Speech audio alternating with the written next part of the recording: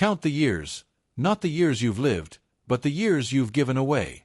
The years you worked only for the wage in your hand, never more. The years you waited for someone to notice, for someone to call your name, for the world to see what you could do while men with less skill, less vision, and less heart stepped ahead of you. Do you know why they passed you? It was not because they were better. It was not because life favored them. It was because they gave more than they were paid for. They sowed in every field they touched, and their extra seed grew crops the world could not ignore. They became too valuable to overlook, too useful to replace, too powerful to deny. The man who gives more than he is paid for gains far more than the coin in his pocket. He gains skill because extra work sharpens every tool he owns. He gains strength because extra responsibility builds a mind and spirit that can carry greater loads. He gains friends because the world admires the man who serves beyond the call. He gains influence because every act of surplus service is a silent advertisement for his worth. He gains goodwill, the kind that opens doors without knocking.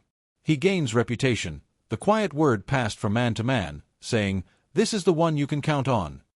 He gains opportunities that never appear to the one who stops at the exact measure of his pay. He gains the right to ask more, to take more, to become more because his record already proves he can deliver it. And in time, he gains freedom. Freedom from the fear of dismissal because his value is greater than his wage. Freedom from dependence on a single employer because his reputation invites offers from many. Freedom from the prison of small thinking because he has seen with his own eyes that the world pays in proportion to the service rendered and will pay beyond proportion when the service is abundant. So yes, you may have wasted years working to the level of your pay instead of raising your pay to the level of your service. But today that stops. Today, you will no longer ask what you can get away with giving. Today, you will give until your service stands as a monument to your worth, and the world will have no choice but to meet you on higher ground. Because here is the truth no one tells you. The man who works only for what he is paid is always paid less than he is worth. The man who gives more than he is paid for is already on the road to riches, influence, trust, and command. And if you begin this way today, you will not just catch up to the years you lost. You will pass them. You will take back the ground you surrendered. And you will do it by serving so greatly that no man alive can deny you what is yours. Stop waiting for permission. Stop asking the world to grant you what only your own hand can seize. Every moment you remain in the posture of the supplicant, you weaken your spirit and delay your reward. Life does not yield its best to those who beg. It yields to those who have given value and then stand to receive in full measure. Most men live as askers. They wish for a better life. They pray for opportunity. They envy those who have risen. Yet they ignore the law that governs all gain. That law is the golden rule applied not merely in speech but in thought, action, and daily service. It is the law that fixes the return by the measure of what is first given. Taking, as I speak of it, is not theft. It is not grasping at what belongs to another. It is the rightful claiming of what you have earned by definite thought, definite action, and the rendering of just and abundant service. It is meeting the harvest with the tools you planted, cultivated, and guarded until it was ready to be gathered. The asker's mindset is a disease. It lives on hope of charity from others instead of creating a surplus of usefulness and character that draws reward as iron draws the magnet. The asker measures his days by what he receives, the builder by what he has given. One remains dependent, the other becomes indispensable. Giving precedes receiving.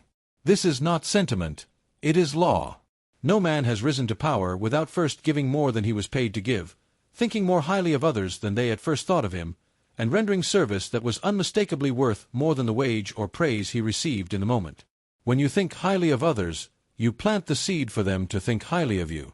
When you render service gladly, you prepare the ground for greater opportunity.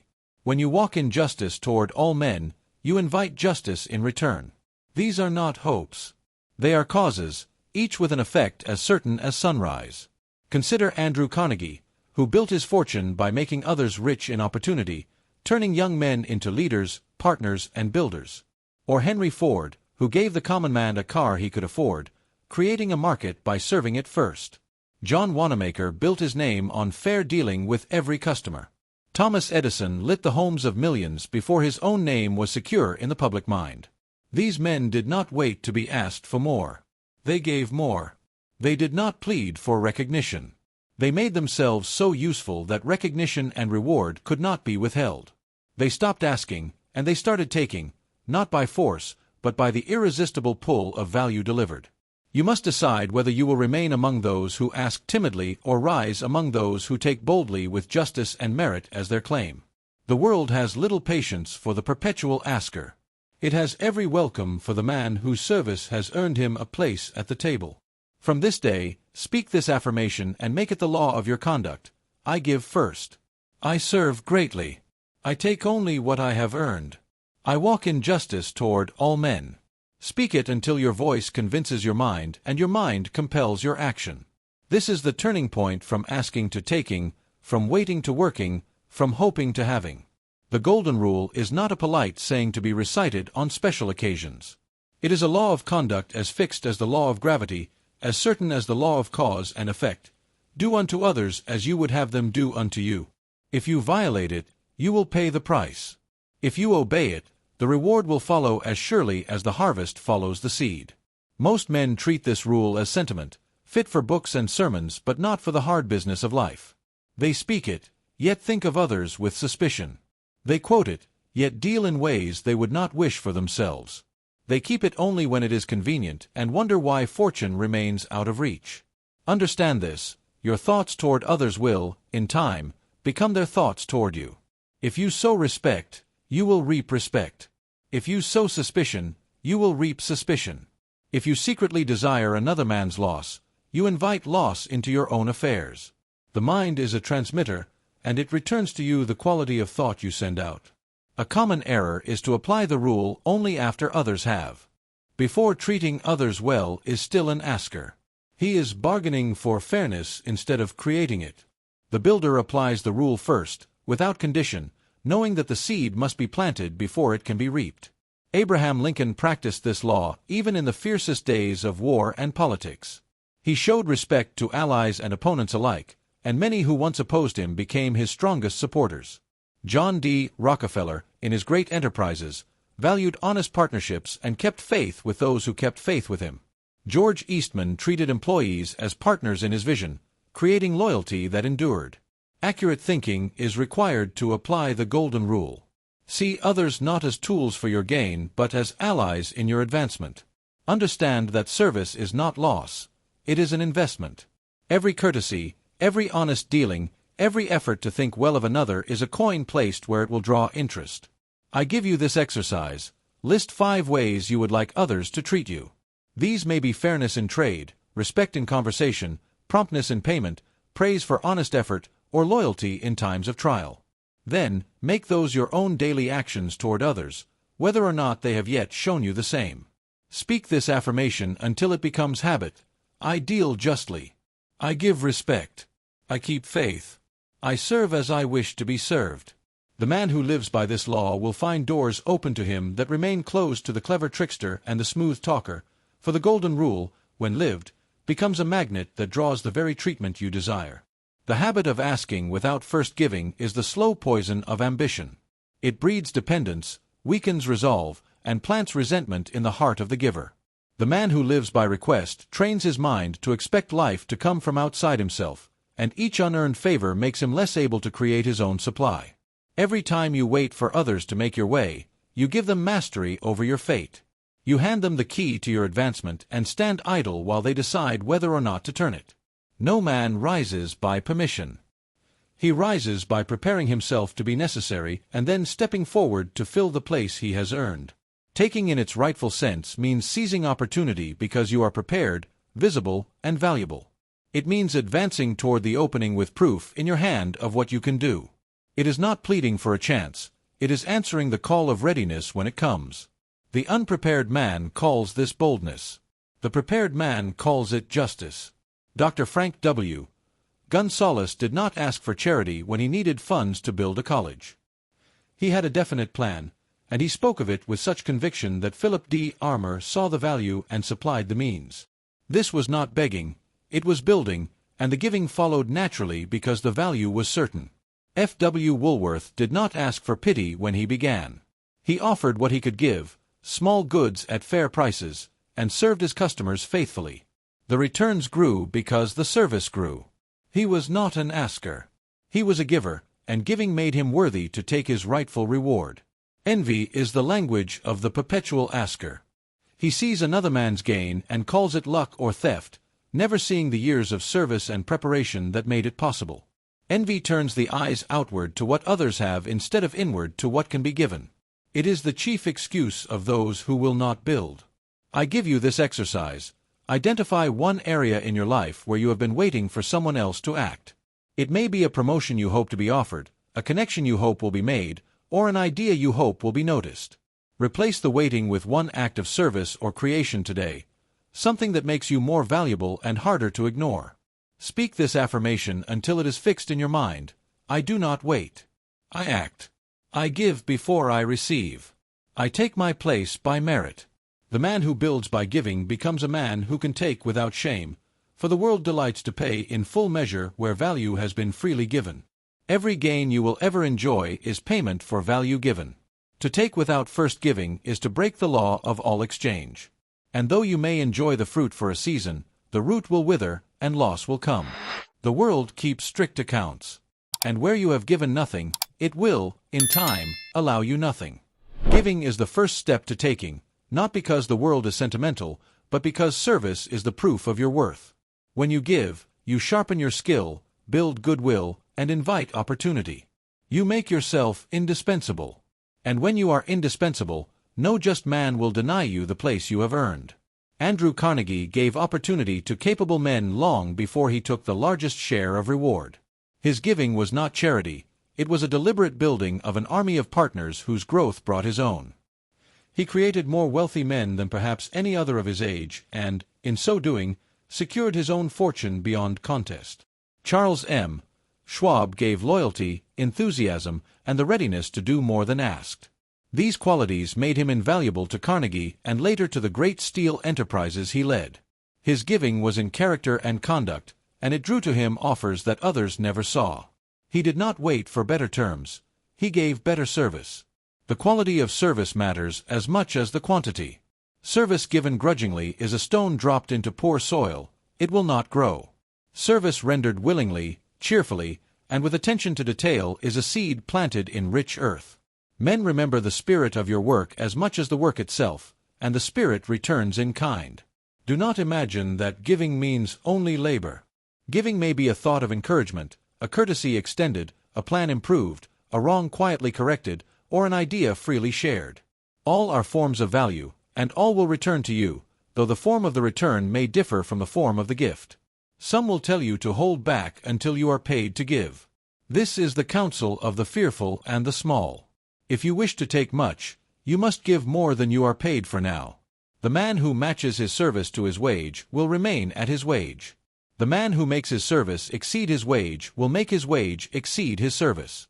Every extra measure you give is a note of credit in the account of opportunity. It may not be paid tomorrow, but it will be paid when the conditions are ripe. And when the day comes, the payment will often be larger than you dared to expect because value given grows in the memory of those who received it. Giving in this manner is not loss, it is planting. The farmer does not fear to plant more seed than he needs for today's meal, for he knows the surplus will return multiplied. The man of enterprise does not fear to give more than is required for today's pay, for he knows the surplus will return in promotion, in partnership, in profit. I give you this exercise. Write down 3 ways you can add more value to your current work or relationships. These may be new skills to learn, better methods to apply, courtesies to extend, or problems to solve without being asked. Begin one of them today and do it with the spirit of one who is building a fortune in trust. Let your giving be consistent. A single day of exceptional service will be remembered. A lifetime of it will be rewarded without measure. Let every man who deals with you know that your word will be kept, your work will be sound, and your manner will be fair. These are forms of giving as real as money or goods. There will be those who take what you give and offer nothing in return. Do not let them harden your spirit. The law of return is not bound to a single man's gratitude. Your giving will return through other channels, through allies you have not yet met, through opportunities not yet visible. Keep the law, and the law will keep you. Speak this affirmation until it governs your thought. I render more service than I am paid for. I give with willingness. My giving attracts abundance. Let it be the measure by which you judge your own conduct. If your service today was only what was required, tomorrow's pay will be only what is necessary. If your service today was greater, tomorrow's pay will be greater. Giving is not a stage to pass through on the way to taking. It is the foundation of all taking. The man who ceases to give will, in time, cease to take. But the man who keeps the balance in favor of giving will find the current of return always flowing toward him, carrying rewards he could not have claimed in any other way. There is a mental law as certain as gravity. What you habitually think about others will, in time, color their thoughts of you. If your thoughts toward others are high, respectful, and just, you prepare the way for them to think highly, respectfully, and justly of you. If your thoughts are low, suspicious, and bitter, you invite the same return. Thinking highly of others means expecting the best in them, seeking their virtues before their faults, and giving them the benefit of your confidence until they prove unworthy of it. It does not mean blindness to wrongdoing. It means beginning each relation with the presumption of good faith, for this is the soil in which trust can grow. Suspicion is a poison that works silently. It creeps into your speech, your manner, your smallest dealings. It builds walls where there should be gates, and it sows doubt where there might have been cooperation. In time, the man you suspect will feel your suspicion, and his attitude toward you will match the one you have held toward him. Criticism, when it becomes a habit, blinds you to opportunity.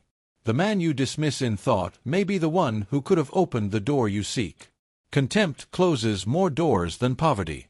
Many men remain poor not because they lack skill, but because they have disqualified themselves in the eyes of others through their own small thinking.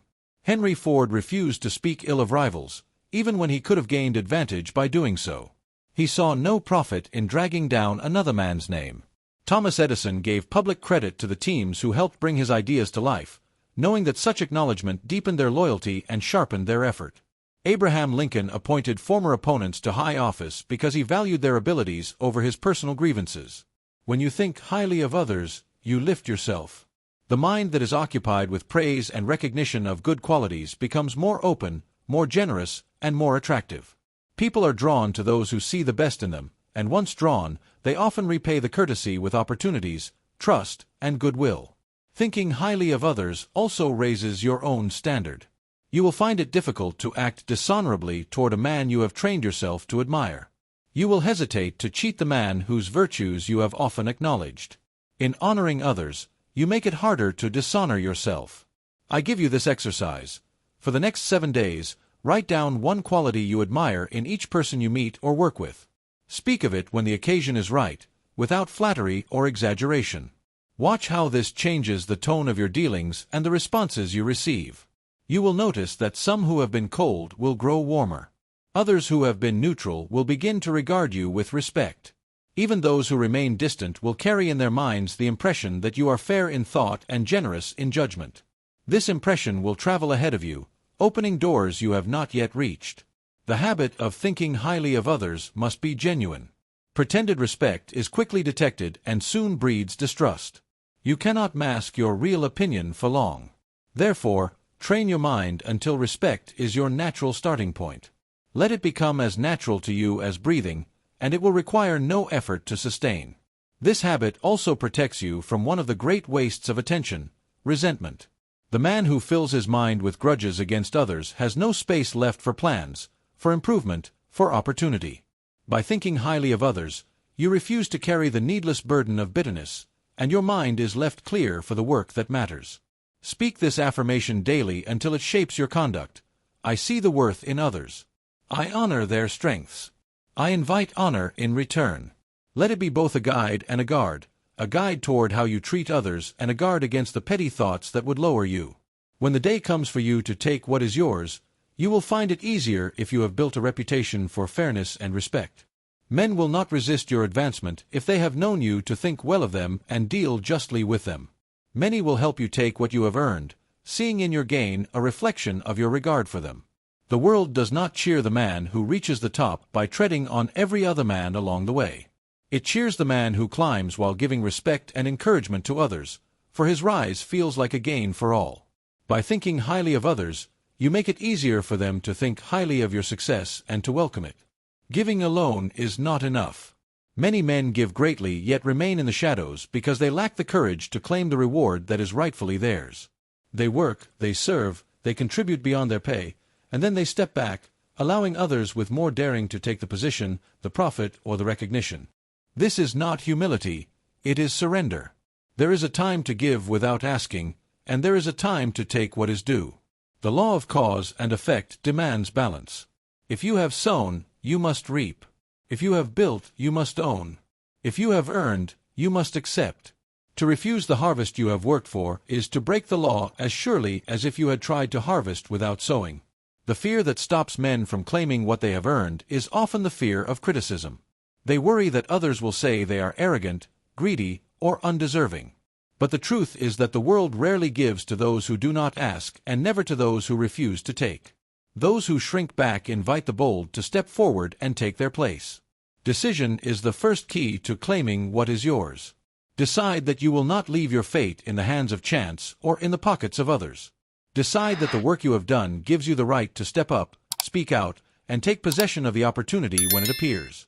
Without decision, the moment will pass, and the reward will go to another. Persistence is the second key. Even after you step forward, there may be delay, resistance, or opposition. Many men make a single attempt and retreat when met with difficulty. The persistent man presses on, reminding himself that the same courage that brought him this far will carry him through. He does not step back until the prize is in his hands. Thomas Edison gave to the world through countless inventions, but when others tried to steal his work, he defended his patents fiercely. His giving did not mean surrendering his rights. It meant guarding them so that he could continue to create.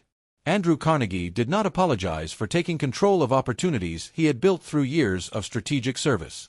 George Eastman expanded boldly once his photographic system was perfected, claiming markets he had prepared through his own foresight and labor. You must train yourself to recognize the moment to claim what is yours. The signs are clear. You have prepared thoroughly, you have given more than you were paid for, and the opportunity now stands open. At such a moment, hesitation is defeat. The man who waits for an invitation will watch another man walk through the door. There is a difference between claiming what you have earned and taking what is not yours. One is justice, the other is theft. Justice demands that you do not shrink from your rights any more than you would deny another man his. It demands that you stand firm when the time comes, not because you are grasping, but because you are fair to yourself, to your work, and to the law that governs reward. I give you this exercise. Identify one reward, opportunity, or recognition you have earned but not claimed. It may be a pay increase you have justified through performance, a position you are qualified to hold, a client you have the ability to serve, or a project you have the right to lead. Take one definite step toward it today. Ask, apply, present, or act. You will feel resistance from within. That resistance is the voice of old habit, the habit of waiting for permission. Ignore it. Replace it with the habit of claiming by acting in spite of the discomfort. Each time you do this, the fear will grow weaker, and your ability to claim what is yours will grow stronger. Affirm this daily. I claim what I have earned. I take my place without apology. I stand for the value I have given. I persist until I receive what is mine. Say it aloud, and then take at least one action that proves you mean it. Words without action are noise. Words followed by action are power. Remember, life respects the man who respects himself enough to demand fairness. If you give and do not claim, the world will assume you need nothing more. If you give and claim, the world will respect your balance of service and reward. In time, you will be sought after not only for your skill but for your courage to stand by it. The day you learn to take what is yours is the day you stop watching others live the life you could have had. You will no longer be the man who applauds from the crowd. You will be the man who stands on the stage of his own achievements, and you will have earned every step to that place by the value you gave first. All lasting success rests on mutual benefit. Every enduring fortune, every strong partnership, every enterprise that lives beyond its founder is built on this truth. The transaction must leave both sides richer in some way.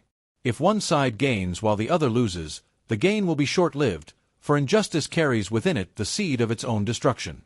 The man who takes without giving may enjoy his advantage for a moment, but the trust he has broken will close future doors. Men will not deal twice with one who has left them poorer in spirit or in purse. The man who gives without taking will win praise for his generosity, but he will weaken himself by draining his resources without replenishment. Balance is the key. Mutual benefit is not a polite ideal, it is the most practical foundation you can build on.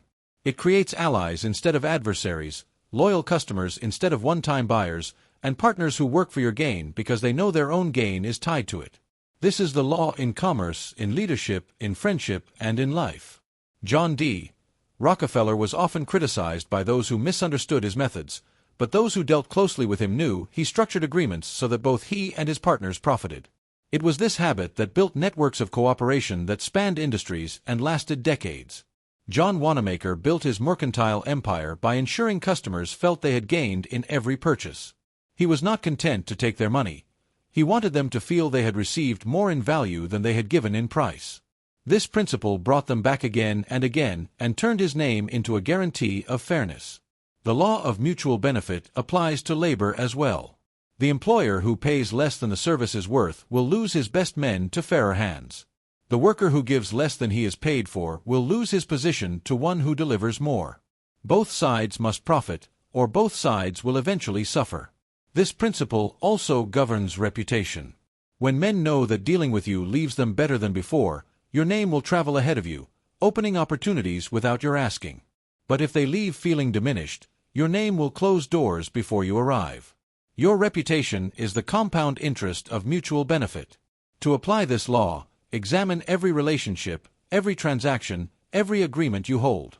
Ask yourself, is the other side gaining as I gain? If the answer is no, find a way to increase their benefit. This is not charity, it is the soundest form of self-interest, for it ensures the relationship will endure and grow. I give you this exercise: review your current dealings, business, personal, and social. For each, write down the value you give and the value you receive. If the giving outweighs the receiving, find where you must claim more. If the receiving outweighs the giving, find where you must add more value. Adjust until balance is restored. Affirm this daily: I seek mutual gain. I give and take in balance. I build prosperity that endures. Let this guide your decisions, for it will keep your gains clean and your opportunities constant. When both sides profit, they will work to protect and expand the relationship. When both sides are satisfied, they will speak well of each other in public and in private. And in time, the circle of mutual benefit will grow so wide that your name will be linked not only with success but with fairness and trust. Remember, your aim is not to win at another's expense. It is to create a condition in which all involved rise together. In such a condition, success becomes self-sustaining. You will no longer have to ask for the next opportunity. It will be offered because those who have gained with you will want to gain with you again. This is the law of mutual benefit in action. Build by it, and you will find that every transaction leaves behind not just profit but allies. And the man with allies is the man who can take boldly, knowing that he has given well. You now stand at the crossing point between the old life and the new. Behind you lies the path of asking, waiting for others to open doors, hoping for favors, holding back your service until you are sure of the return. Before you lies the road of taking, not by force or deceit, but by justice, readiness, and the proof of value given first. Every principle we have spoken of leads to this moment. You have learned that giving is the seed and taking is the harvest. You have learned that the golden rule is the law that governs all fair exchange, that thinking highly of others invites them to think highly of you, that mutual benefit binds men together in lasting gain, and that the courage to claim what is yours must stand beside the habit of rendering more than you are paid for. You must now unite these into a single rhythm. Give first, give greatly, give with cheer, and then take without apology what your giving has earned. This is not the way of the timid. It is the way of the builder, the leader, the man who directs his own fate. It demands that you stop measuring your service against today's pay and start measuring it against tomorrow's reward. Understand that drift will try to return. The habit of waiting, of softening your claim, of letting others pass ahead, will call to you when the moment comes to act. You must answer with the voice of the new law: I have given, therefore I shall take. I have earned, therefore I shall claim. I have sown, therefore I shall reap. The man who waits for the perfect moment to begin will never begin. The perfect moment is now because it is the only moment you can use. If you wait until you feel fully ready, you will watch the bold man take the place you could have held. Readiness grows in the act, not in the delay. For the next 30 days, make this your march. Each morning, perform one act of service for which you are not yet paid. It may be in your work, in your home, in your dealings, anywhere you can add value without being asked. This is the seed. In the same morning, think one respectful thought of another and, where fitting, speak it aloud. This is the soil in which the seed will grow. Before the day ends, claim one rightful opportunity. It may be as small as voicing a solution in a meeting, asking for a responsibility you can fulfill, presenting work you have done without being told, or offering your skill to a new ally. This is the taking. These 3 acts, give, think highly, claim, are the steps of the march. You will find that the first days feel awkward. Old habits will whisper, "You are giving too much. You are speaking too well of others. You are too forward in taking." Ignore them. These are the voices of the man you were, not the man you are becoming. In time, the acts will become natural, and the results will become inevitable. The law is clear. What you give freely and in abundance will return to you in multiplied form, but only if you are willing to take it when it comes. The man who gives and then hides when the reward arrives breaks the circuit, and the current of opportunity will turn towards someone else. Do not mistake this taking for greed. Greed seeks to take without giving or to take more than is due. Justice seeks to take exactly what is earned, no more, no less. It is greed to seize another man's harvest. It is justice to gather your own. The world is not offended by the man who takes what he has built. It is offended by the man who builds nothing and takes everything. In this march, you will also learn to see opportunity where you once saw only routine. The task you finish well becomes the argument for greater trust. The courtesy you extend becomes the invitation to greater circles. The respect you give becomes the magnet for alliances. And each of these creates a new opening for you to claim. Many men will stop at the giving. They will say, "If I give, surely the reward will find me." Sometimes it will, but more often the world is too busy to deliver it to your door. You must step forward and receive it. That step is the difference between the man who dies with his potential unspent and the man whose life stands as a monument to what is possible. Think of Edison. He gave light to the world but did not sit waiting for the world to recognize it. He defended his work, secured his rights, and used them to continue his giving. Think of Carnegie. He built men and enterprises and then took command of them to multiply the good they could do. Think of Ford. He gave the common man a car and then took the market that grew from it. Each morning of this march, remind yourself that you are no longer an asker. You do not beg for respect, pay, opportunity, or position. You earn them, and then you take them. Say aloud, "I give richly. I take rightly. I live by the golden rule. I walk in justice, and abundance walks with me." In the 30 days ahead, you will meet tests. Someone will question your right to take what you have earned. Answer with your record of giving. Someone will try to take it before you can. Answer by standing where you belong, prepared, confident, and immovable. Someone will tell you to wait for another time. Answer by taking the time you have and using it. By the end of the 30 days, you will feel the change. The fear of stepping forward will have faded. The habit of giving first will be set. The respect for others will be in your thought and on your tongue. The instinct to claim your own will be sharper than hesitation.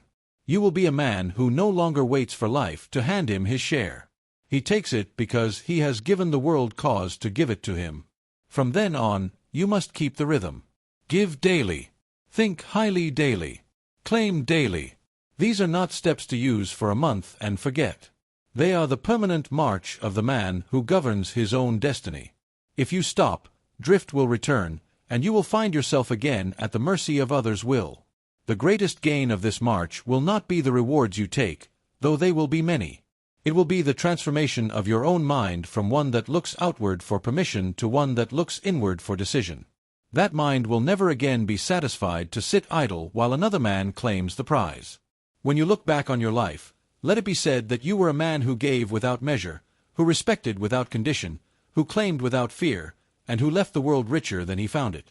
That is the legacy of one who has learned the art of giving and taking in justice.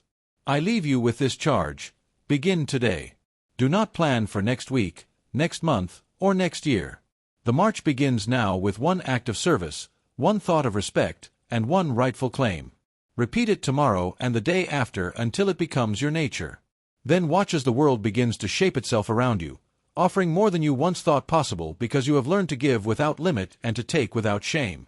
And when you have walked this march, return for more. There are other laws to master, other powers to claim, other stations to reach. Each speech I give is another step toward the complete mastery of yourself and the conditions of your life. Continue, and you will become not only a taker of what is yours, but a giver of what will inspire others to follow in your path.